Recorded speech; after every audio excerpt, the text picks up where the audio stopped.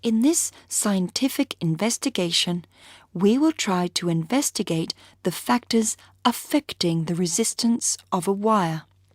First, we will find out whether the thickness of a wire affects its resistance. Connect a thin nichrome wire to the circuit as shown.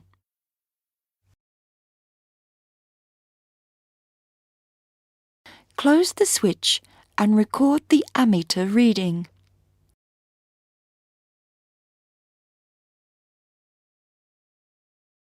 Repeat the experiment using a thick nichrome wire.